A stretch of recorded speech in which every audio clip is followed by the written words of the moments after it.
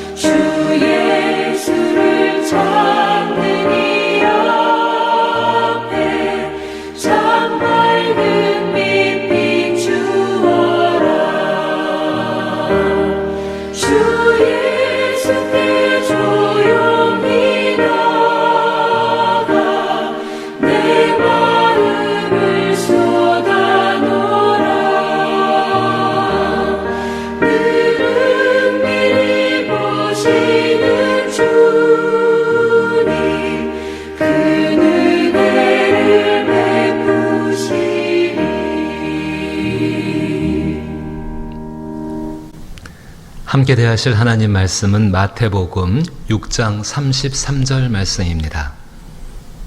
마태복음 6장 33절 말씀. 예레미야 애가를 함께 살피면서 다른 성경에서 등장하는 여러 가지의 말씀들을 함께 살필 것입니다. 마태복음 6장 33절 말씀 여러분 읽어보시고 제가 읽습니다. 그런즉 너희는 먼저 그의 나라와 그의 의를 구하라. 그리하면 이 모든 것을 너희에게 더하시리라. 아멘. 사랑 많으신 아버지 하나님, 염려가 곳곳에 있는 때를 살고 있습니다. 근심과 걱정과 탄식이 소낙비처럼 내리는 때를 지나가고 있습니다. 주께서 말씀하십니다. 염려하지 말라라고 말씀하십니다. 그리고 너희는 먼저 그의 나라와 그의 의를 구하라라고 말씀하십니다. 그리하면 모든 필요한 것들을 더하시겠다라고 약속하여 주셨습니다. 아버지 하나님, 하나님의 말씀을 통하여서 그의 나라와 그의 의를 배울 수 있게 하여 주옵소서. 그것을 먼저 구할 수 있는 성령의 능력들을 구하오니 주여 우리에게 허락하여 주시어서 하나님 나라와 하나님의 의를 구하는 가운데에 주께서 모든 것을 더하시는 영적인 능력으로 이 땅을 살아갈 수 있도록, 지금을 이길 수 있도록 저희를 주장하여 주시옵소서. 오직 우리의 마음이 한 분이신 하나님께로만 집중되기를 원합니다. 하나님, 예레미야 애가를 읽어나갈 때에 주께서 나타나 주옵시고 만져 주옵시고 하나님이여 진실로 주의 뜻을 따라 하나님과 함께 공감하며 이 땅을 위해 울 수 있는 저희들 되게 하여 주옵소서. 예수님 이름으로 기도하옵나이다. 아멘. 방금 읽은 마태복음 6장 33절 말씀, 너희는 먼저 그의 나라와 그의 의를 구하라. 그리하면 이 모든 것을 너희에게 더하시리라. 앞뒤 좌변에 염려가 많은 때였습니다. 무엇을 먹을까, 무엇을 마실까, 무엇을 입을까 하지 말라. 이거 다 이방인 구하는 거니까는 너희는 하나님의 나라와 그의 의를 먼저 구하라 라고 말씀하시면서 그것을 구하는 사람들에게 하나님께서 모든 필요한 것들을 더하신다라고 주께서 약속하시는 말씀이었습니다. 이 말씀 그런데 그렇게 실천하기가 쉽지가 않습니다. 하나님 나라와 하나님 의라고 말하니까는 그것이 마치 어떤 윤리적이고 도덕적이고 그런 것들을 생각한 나머지 그렇게 판단할 수도 있겠지만은 하나님 나라와 그의 의라고 한다면은 그의 나라에 임하는 희와 의락과 평강이고 그리고 하나님의 뜻이고 하나님의 마음입니다. 중요한 것입니다. 그렇다면 우리가 하나님의 뜻과 하나님의 마음들 그것을 먼저 생각하지 않는다고 한다면은 그의 나라나 그의 뜻을 구할 수가 없는 것은 너무나 당연한 것 아니겠습니까? 예레미야 애가를 읽어나가기 시작했습니다. 여러분, 예레미야 애가 1장부터 5장까지를 전체적으로 쭉 하면 몇 번 반복해서 읽으시면 너무 감사하겠습니다. 그런데 요 며칠간은요, 예레미야 1장과 2장만큼이라도 꼭 읽어보시고서 이 말씀에 함께 동참하시게 되기를 원합니다. 그저 우리가 설교를 통해서 주어지는 그 말씀 몇 구절만 찾는 것도 굉장히 필요한 일이겠지만은 전체적인 배경 가운데에서 전체적인 내용 가운데에서 편지란 게 그렇지 않습니까? 편지의 어떤 한 부분도 중요합니다. 하지만은요, 그 편지의 시작과 중간과 끝 모두가 굉장히 중요한 것입니다. 한번 여러분께서 예레미야 애가 1장부터 5장까지를 다 읽으시고 특별히 요 며칠은 1장과 2장을 꼭 읽으시고 이 말씀과 함께 할 수 있기를 부탁을 드립니다. 예루살렘 성은 BC 586년에 바벨론에 의해서 완전히 멸망을 당하게 되어집니다. 완전히 멸망을 하게 되지요. 그 멸망도 예고됐던 것이 아니라 어느 날 갑자기 그렇게 그들이 쳐들어왔고 순식간에 잿더미가 되어져 버립니다. 말할 수 없는 비극을 당하게 된 것입니다. 마치 코로나19가 또 여러 가지 상황들이 우리가 예측하지 못한 것 가운데 그렇게 불쑥 들어와서는 지금 우리를 포로로 잡고 있고 이렇게 고통스럽게 하는 것처럼 그렇게 이들의 성은 예루살렘 성은 멸망을 당하게 됩니다. 하나님께서 이 백성들을 바벨론으로 포로로서 끌려가게 하셨습니다. 그런데 그것만이 전부는 아니었습니다. 그렇게 예루살렘 성 사람들이 바벨론으로 끌려가는, 참혹하게 끌려가죠. 그 끌려가는 과정 가운데에서 예레미야와 함께 했던 일부의 사람들은 애굽으로 피난을 가게 하십니다. 참 놀라운 일입니다. 예레미야와 함께 했던 일부의 사람들, 그 사람들은 애굽으로 피난, 바벨론으로 끌려가서 고생을 하는 것이 아니라 애굽에 가서 피난 생활을 하게 되는 것입니다. 서로 처한 상황은 다릅니다. 근데 서로 다른 장소에 있게 되지만은요, 이들에게는 동일한 기억 한 가지를 가지고 있습니다. 감당할 수 없는 참혹한 재앙이 일어났다는 것이지요. 자신들이 살고 있는 예루살렘 성에 갑자기 바벨론 사람들이 쳐들어와서는 모든 것을 불태워버리고 정말로 죽이고 살육하고 도륙하고 빼앗고 강제하고 잡혀가게 하고, 참혹한 재앙의 현실들, 그 참혹한 재앙 때문에 인해서 보여지는, 눈에 보여지는 아주 비참한 현실들과 또 그거에 대한 감정들만이 애굽에 있던 간에 바벨론에 있던 간에 어디에 있던 간에 그 비참한 현실에 대한 기억과 감정은 남게 된 것입니다.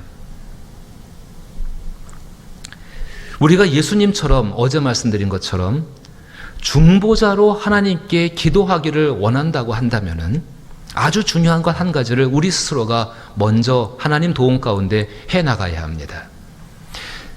참혹한 재앙과 그로 인한 비참한 현실, 이로 인해서 우리 안에는 부정적인 감정들이 채워질 수밖에 없습니다.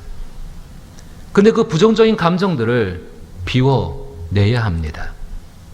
애가라고 한다면 비탄이 있는 것입니다. 슬픔이 있는 노래고 탄식이 있는 노래고 어떻게 이렇게 됐습니까? 라고 하는 그런 내용이 담긴 것이 애가입니다. 그저 자기의 부정적인 감정을 가지고 하나님께 나가 기도하는 중보자가 아니라 참혹한 현실, 그 현실 가운데 얻게 된 그 감정이 우리의 내면의 상처를 만든다는 것을 기억하셔야 합니다. 우리의 내면의 상처를 만드는 것은 사실 비참해진 현실이라든지 모두가 겪고 있는 어려움 때문에 상처를 받는 것보다는 훨씬 더 그거로 인해 생긴 그 감정 때문에 우리 안에 상처를 받게 되어지고 그 상처가 우리 가운데 곪을 때가 너무나 많이 있다는 것입니다. 중보 기도자로 서기를 원한다면은 내면의 상처를 치료받은 사람들이 중보 기도자입니다. 환자가 환자를 돌볼 수는 없는 것이지요.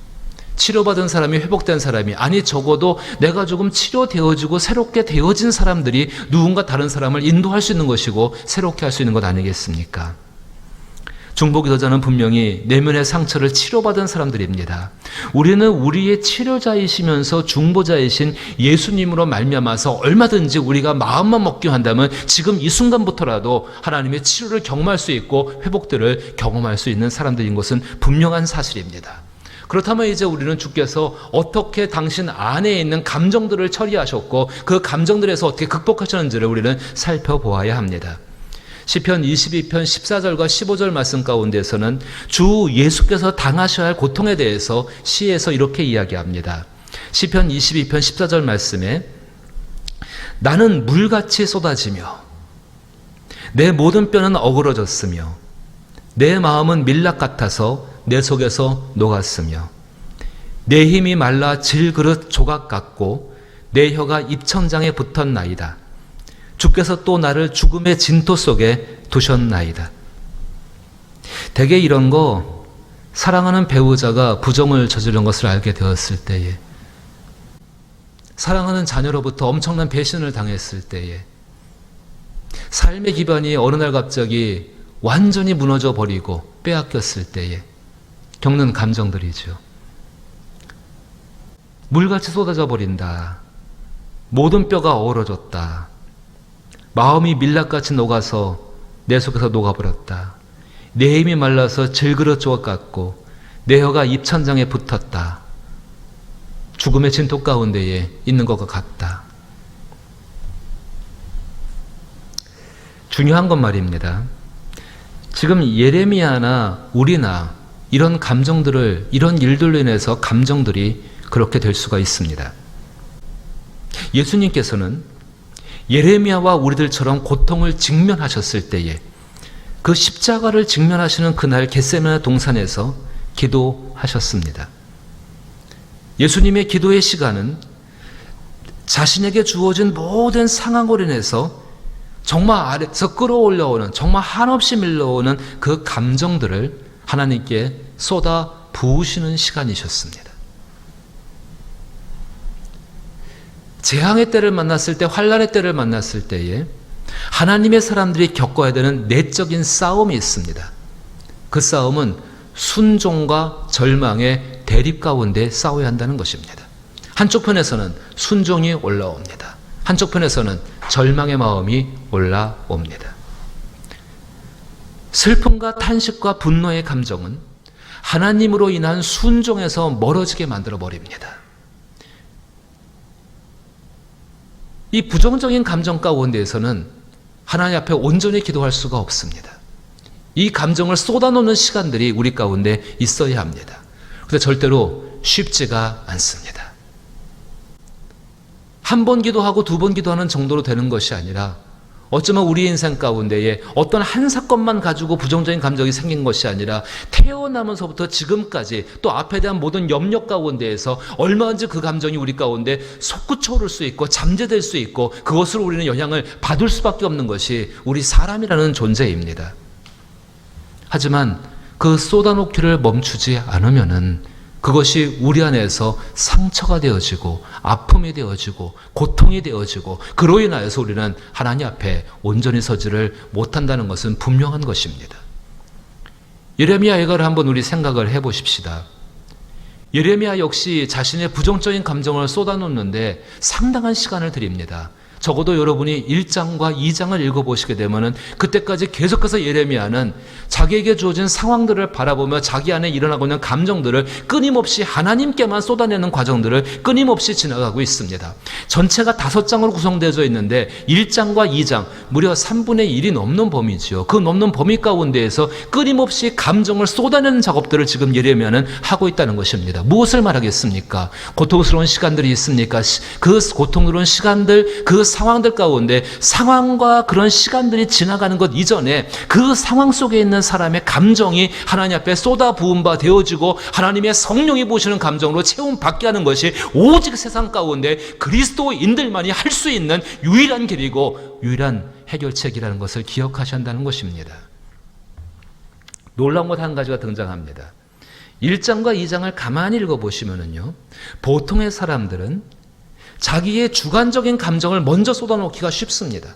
근데 예레미야는 주관적인 감정보다도 객관적인 감정을 먼저 쏟아놓습니다. 객관적인 감정을 쏟아놓고 모든 사람들이 겪는 공통적인 감정을 하나님 앞에 먼저 아뢰고 그 다음에 자기의 감정을 아뢰입니다. 거꾸로죠. 2장에서 보시게 되면은 얼마든지 예루살렘 성 멸망 때문에 그 멸망의 이유가 무엇인가를 생각해 보게 되면 얼마든지 화가 나고 분노가 오르고 자기 안에 의가 있을 수 있는데 개인적인 분노와 개인적인 진노와 개인적인 의를 쏟아놓는 것 이전에 하나님의 의가 무엇이고 하나님의 분노가 무엇이고 하나님의 진노가 무엇인지를 먼저 예레미야는 이야기를 하고 있다는 것입니다. 이것이 예레미야 예가를 통해서 가장 먼저 보셔야 되는 재앙의 때에 그의 나라와 그의 의를 구하는 모습입니다. 우리도 할 수 있습니다. 정말로 이 성경을 바라보면서 예레미야가 그렇게 했구나. 그럼 우리도 그렇게 할 수가 있습니다. 자기의 감정 가운데 끌려다니는 노예로 사는 것이 아니라 그 감정을 벗어버린 채로 하나님이 채우시는 것들을 체험받기를 원한다면 이 작업이 반드시 먼저 있어야 합니다. 예수님께서 마태복음 26장 38절과 39절에서 이렇게 기도하셨지요. 이에 말씀하시되 내 마음이 매우 고민하여 죽게 되었으니 감정 가운데 지금 굉장히 힘들어 하십니다. 너희는 여기 머물러 나와 함께 기도하라 하시고 조금 나아가 얼굴을 땅에 대시고 엎드려 기도하여 이르시되 내 아버지여 만일 할만하시거든 이 잔을 내게서 지나가게 하옵소서. 순종과 정말로 그 잔이라는 그 죽음이라는 절망이 대립하고 있습니다. 그러나 나의 원대로 마시옵고 아버지의 원대로 하옵소서. 예수님은 감정을 비우시고 순종을 택하셨습니다. 예레미야 1장을 읽어보시게 되면 그 첫 절이 슬프다라고 말하며 시작합니다. 슬프다 이 성이여 전에는 사람이 많더니 이제는 어찌 그리 적막하게 앉았는고라고 시작하고 있습니다. 슬프다. 슬픔의 이유와 감정을 하나님 앞에서 정말로 많은 사람들이 재앙을 함께 겪고 있을 때 모두의 감정이 힘듭니다. 이때 정말 그리스도인이라고 한다면 그 감정을 사람들에게 쏟아놓기보다는 하나님 앞에 쏟아 놓으셔야 합니다. 여러분의 골방에서 여러분이 무릎 꿇을 수 있는 시간들이 많았으면 좋겠습니다. 그 시간 가운데 분명히 하나님은 은밀히 갚으시는 그의 능력으로 우리와 함께 하시며 여러분의 감정을 만지시고 여러분의 내면의 상처를 만지시고 여러분의 삶을 주장하실 줄로 믿는 것입니다. 예레미야 1장 1절부터 11절까지 객관적인 감정을 쏟아놓은 연후에 다시 12절부터 22절까지 주관적인 상황과 감정을 쏟아놓습니다. 2장도 똑같습니다. 먼저 하나님의 의와 하나님의 진노와 하나님의 마음을 쏟아놓은 연후에 자신의 감정을 쏟아놓습니다. 사랑하는 우리 성도 여러분, 하나님의 사람들은 모두가 고통을 당하는 지금과 같은 때에 하나님의 고통에 그리고 많은 사람들의 고통에 관심을 가져야 합니다. 다소 안전하다고 생각하는 그 애굽에서 예레미야는 하나님의 생각을 따라 탄식하고 주께 기도합니다. 그것이 지금 그의 나라와 의를 구하는 예레미야의 모습이었습니다. 우리도 이와 같은 모습으로 하나님께 나가서 우리 안에 있는 상처들을 치료받고 우리의 감정이 아니라 하나님의 생각, 그의 나라의 생각으로 채워받을 수 있는 의와 희락과 평강이 넘치는 저와 여러분 될 수 있기를 주의 이름으로 축복합니다. 주기도문으로 예배 마칩니다. 하늘에 계신 우리 아버지여, 이름이 거룩히 여김을 받으시오며 나라의 임하옵시며 뜻이 하늘에서 이룬 것 같이 땅에서도 이루어지이다. 오늘날 우리에게 일용할 양식을 주옵시고 우리가 우리에게 죄 지은 자를 사하여 준 것 같이 우리 죄를 사하여 주옵시고 우리를 시험에 들게 하지 마옵시고 다만 악에서 구하옵소서. 대개 나라와 권세와 영광이 아버지께 영원히 있사옵나이다. 아멘. 자신의 감정을 하나님 앞에 쏟아놓을 수 있는 귀한 시간이 함께하기를 축복하며 여러 가지 주신 기도의 제목을 가지고 함께 기도할 수 있기를 부탁을 드립니다. 함께 기도합니다.